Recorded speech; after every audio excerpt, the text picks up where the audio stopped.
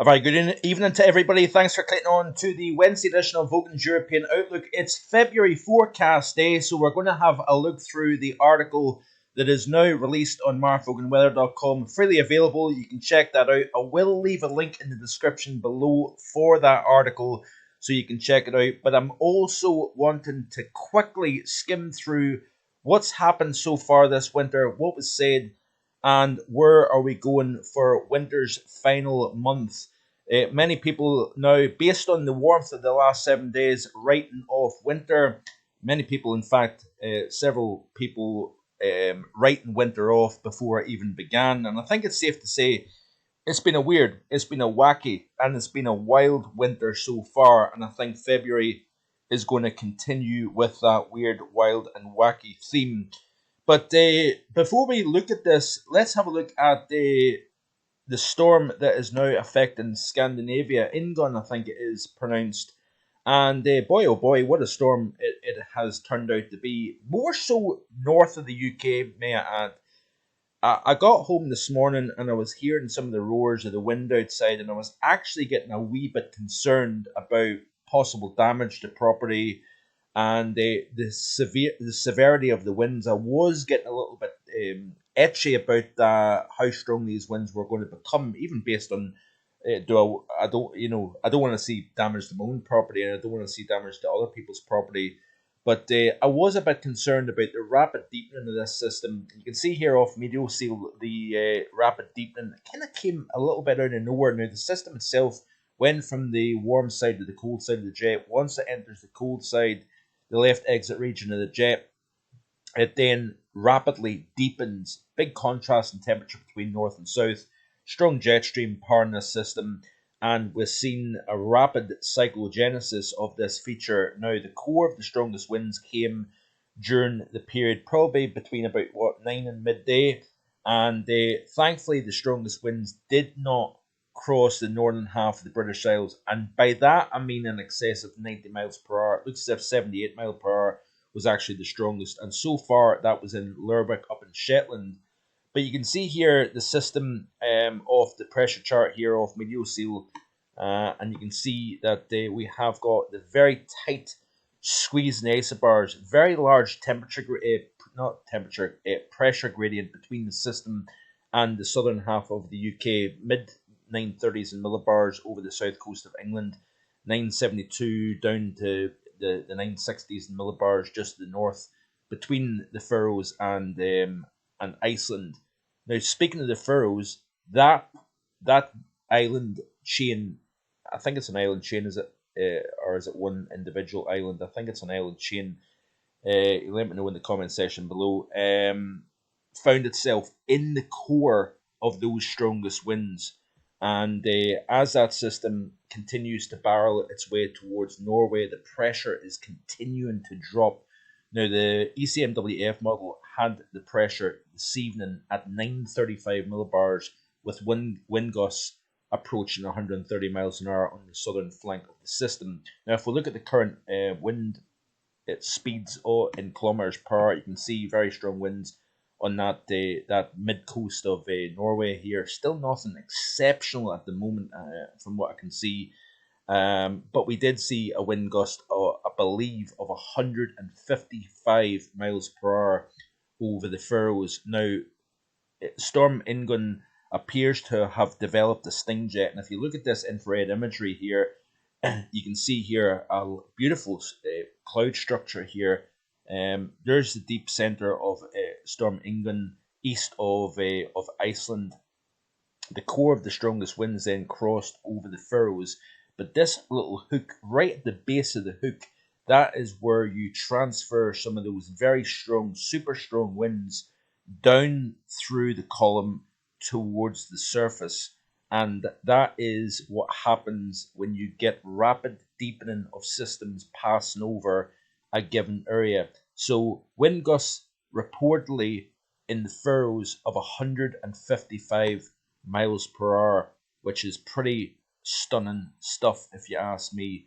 And there was a ship here in the Norwegian Sea. This is a tweet here by Derek Brockway reporting sustained winds of 84 and hurricane force on the Beaufort scale with a gust of 98 miles per hour, and I'm sure there are ships over the Norwegian Sea that's recording wind speeds in excess of 100 miles per hour. So really, really severe system moving now into the Norwegian coast. Check out this here video. This is a tweet by Matt Taylor of the BBC showing the coast of Shetland, and rather breathtaking stuff. Actually, this is a lighthouse on the, I believe it's probably the west coast of Shetland. So absolutely spectacular scenes. Dangerous situation, of course, through the Northern Isles, the Faroes, even Iceland was getting some very powerful winds, and into Scandinavia through the course of this evening. So my stepson's and his girlfriend are celebrating her 21st birthday, and they're in Copenhagen. So I did say to him yesterday that you might find winds really pick up through the course of this evening in Copenhagen. So I'm curious to see what he says about that, and we'll see the reports coming out of Copenhagen. Happy birthday, Cara, by the way, celebrating her 21st birthday. So I don't actually have a tremendous amount of time, so I'm actually going to skip through the look back at how December and January has panned out. But you can let me know in the comment section below what you think in terms of my reanalysis of the winter so far, the December-January period, and also my scoring of those months. Now remember, you're looking specifically at what has happened versus what was said back at the release of the winter forecast at the end of November. So I would be curious to let for your feedback in terms of, do you think it's a fair analysis? I've scored 8 out of 10 for both December and January, and I have specifically looked at the details of what has taken place, what was said, the timing. Now, the timing of the cold has been a little bit skewed, especially for the month of January, but I think you've got to admit that it has been overall a pretty decent call, with the MJO, the stratospheric warming situation as well. We have seen the rotation in the warm phases. We've seen some outstanding warmth, and I think that a lot. I think that's to do with the strong El Nino, the warm overall backdrop, both ocean, land area, and indeed the atmosphere, has been releasing a lot more heat. So it's easier to get record heat than it is record cold. But also you can't deny the fact that you can still get cold conditions and cold weather. So have a look through that and let me know what you think about my assessment and reanalysis of the December-January period. So like I said, many have ruled winter over, given particularly the warmth that we're seeing over North America. It looks as if Saskatchewan has recorded the warmest January day on record in Canada, 21 degrees Celsius, which is ridiculous warmth for the middle of winter. And we've also seen the 19.9 at Ackfarry back on Sunday afternoon. We've seen Fern winds. Yes, I've seen a few comments saying that the Fern effect is a global wind phenomenon, and I know that it happens all over the world. We get the Chinook winds that take place over Montana. We've got strong downsloping compressional warming that takes place anywhere where there's mountains and the geography is right. But you have to agree the 19.9 Celsius achieved at Ackfarry in Northwest Highlands on Sunday afternoon was pretty remarkable stuff for the end of January. But you can correlate very nicely MJO, warm phases and cold phases, along with the Arctic Oscillation, North Atlantic Oscillation. Generally speaking, when it has been negative, it has been in phases 7, 8, and 1 or thereabouts. When it's been in a positive state, which you can see here, mid-December, it was very, very warm. We had a phase 4 and 5 of the MJO. Then we rotated back through the phases of 7, 8, and 1 as we moved through the middle portion of January, and it was highlighted. Remember that the monthly outlook and the winter forecast are two separate forecasts, but they do coincide with each other. And remember, this was a forecast that was based 2 months ago, so I'm still standing by the February forecast, which is pretty impressive stuff in itself, because I think to be able to make a prediction back at the end of November for for 2 months ahead and still stand by that forecast based on the things that are taking place within the stratosphere, within the Magellan Oscillation, and all points in between, I think is pretty darn good, if you ask me. I'm not trying to blow my own trumpet, but I'm trying to show you have to see the reasoning behind the forecast. There was not really any guidance for the month of February, apart from the fact that a lot of the global models were indicating the the peaking of high latitude blocking would take place during the month of February. So it's probably going by the fact that El Nino winters, you tend to have cold end games to the winter, not always, but sometimes, many times, I think. But you have to agree, the Magellan Oscillation has been a terrific teleconnection and indicator as to where I think the pattern was going, that coinciding with the stratospheric warming. So, like I say, phase 4 and 5, when the AO, NAO is strongly positive, 7, 8, and 1 are thereabouts when it is negative. And we are flooding both North America and Europe with very, very mild conditions. This is the past 7 days. Now, one thing did surprise me, if I'm being honest, is this is the temperature normally over Europe for the month of January. Now, I think it still has to take into consideration today, but one thing surprises me is based on how much warmth we've seen over the last 7 days.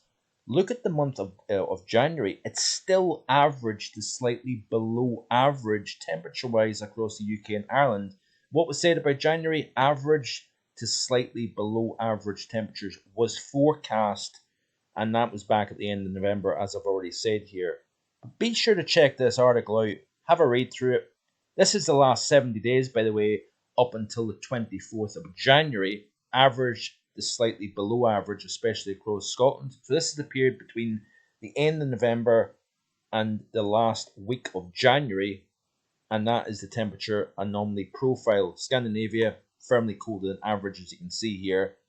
But because of the level of warmth we've seen in the last 7 days, we've actually changed that 60-day temperature anomaly here. Now we've warmed things up. Central belt southwards, slightly cooler than average, still across the West Highlands. If you notice here, Northern Ireland warmer than average. The northern half of the Republic of Ireland warmer than average as well. It'll be interesting to see how February turns out, doesn't it? So, does it warm to very warm into January, right off February cold? So, if you've been following in the last few days, and by the way, a warm welcome to anybody that's a recent subscriber. Hope you're enjoying the content. Hope it's not too technical. If you're kind of new to the subject of meteorology, I try my best to get the fine balance between technical stuff, a little bit of education, learning about weather, meteorology, and how it all works, but also the kind of fundamental basics that most people want to. Not everybody wants to know the MJO and the stratospheric warming. They just want to know when it's going to be cold or it's going to be warm, and I get that. But a warm welcome to you, and be sure to like the video if you're enjoying the content. Share with your friends and family, and encourage others to subscribe. But my beloved MJO is back in the cold phases of phase 7 and is trying to limp into phase 8. That then correlates to a northerly block, Greenland high pressure, cold over North America and Europe here. But check this out here. This is a fantastic graphic that was sent to me by our good friend Richard Trott, a contributor to GAVSWEATHERVIDS. Now notice here, a little hard to see, check out the article and you'll see the details. Notice here there's been a weakening of the mean zonal winds, weakening of the polar stratosphere in the run-up to the cold spell early December and also mid-January. But notice here, it has the strongest weakening in the last couple of weeks. This is the lowest portion of the stratosphere, and doesn't that correlate quite nicely to the blocking over the North Atlantic and the Arctic region? In other words, we are going to see the return of the AO, NAO negative state. We're going to start off warm in February. I think we're going to turn increasingly cold between the 10th and the 20th. Similar to January, I think that is when we increase the level of cold. But the combination of the MJO and the stratospheric warming, I think, still has the potential to deliver a particularly cold spell during the month of February. Stay tuned, like, share, and subscribe, and we'll discuss this in a little bit more detail in tomorrow's video. Enjoy the rest of your Wednesday evening. Bye for now.